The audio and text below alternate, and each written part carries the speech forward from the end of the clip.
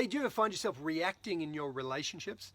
Maybe criticizing your partner, maybe getting enraged and angry and judgmental, to say the least, but maybe sometimes even having sadness and emotional reactions, tears.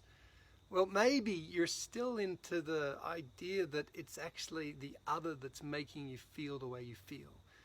And so maybe I'm the first to break it to you. I hope I am, but maybe you already know this, that you alone are responsible for how you feel. And that the reason you're feeling the way you feel is because you've been hot-wired back to a core belief, which we call a limiting core belief. And the pain that's associated to that belief creates the reaction. The reaction is an attempt to get the other person or the situation to change so you can feel good enough. Well, my name's Keenan. I'm a performance coach. I'm also a mindset coach, and I really love to focus on helping people identify what the limiting core beliefs are and teach them a 5-step process that will ultimately help them to neutralize their beliefs, to find a balanced state, back to the middle, free from polarities, free from not good enough or I'm fantastic. None of these polarized beliefs. But I'm not here to teach you that 5-step process. Rather, what I am here to give you is just a simple technique to help you bring yourself back to the middle or back to balance sooner than later, so as you don't ruin your relationships or destroy your career, right? Or even just lower your self-esteem. It will allow you to feel good enough about yourself. And so if you find yourself emotionally charged, if you find yourself angry, if you're depressed and sad and having a flood of tears, you've got to, sooner than later, start to identify the energy that's associated to that situation. Like, feel the energy. Now, it'd be nice if you could name the core belief. If you know exactly what it is, yes, I've been hot-wired to I'm bad and that's why I'm feeling this way. Well, you've just named the belief. Okay, now you know what the limiting core belief is. But the name's inconsequential. It's not so much important to know the name. It's nice to know the name, but it's not important to know the name. The name is just a signpost. It points to the energy. And when you get familiar with the energy, you can call that anything. I call the energy that I feel with some of my limiting core beliefs George. George is king of the jungle. It's not a derogative name, it's not a negative name, it's just a name that labels the energy that's associated to my limiting core beliefs. Right? There's a whole plethora of them. I've got a good 6 or 7 of them. But nonetheless, there's energy. And the energy does feel different at times.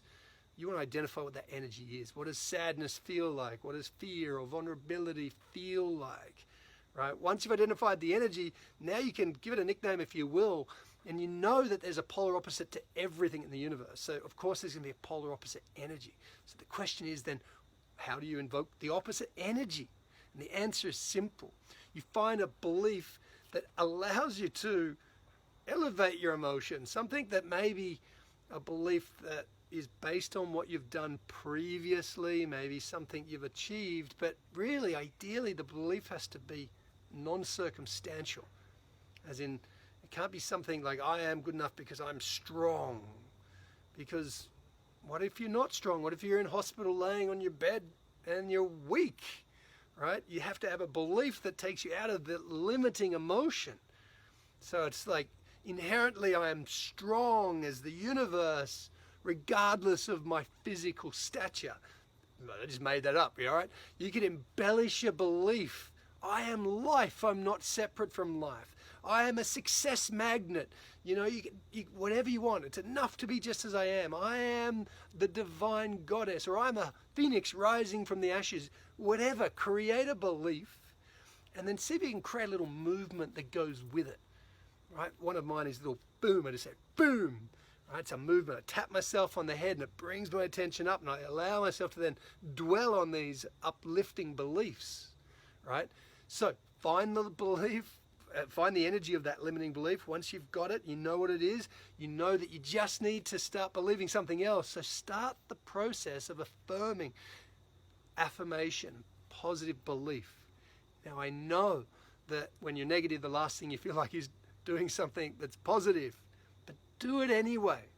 And you might not even feel the instant shift or the effect, but all of a sudden, I imagine at some point you're going to go, oh, I don't know when I stopped feeling upset, but I don't feel upset anymore.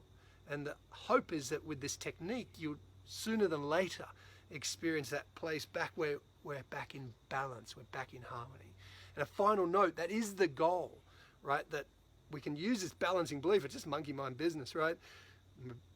Ideally, if you could just remain completely present and aware of these polarized energies, but not at all attached to them or identified with them, well, say you're an enlightened yogi, and I honor you.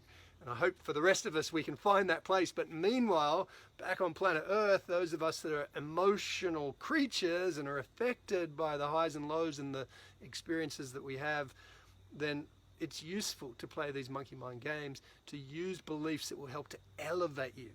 But my point is, you always need to come back to the middle as soon as possible.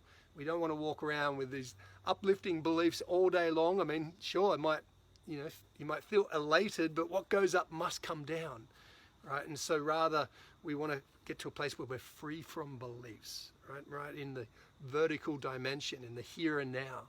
That's the best place to be. So use these beliefs to bring yourself back to the center. I hope that helps. If you have any comments, please leave them below. If you have any questions, please let me know.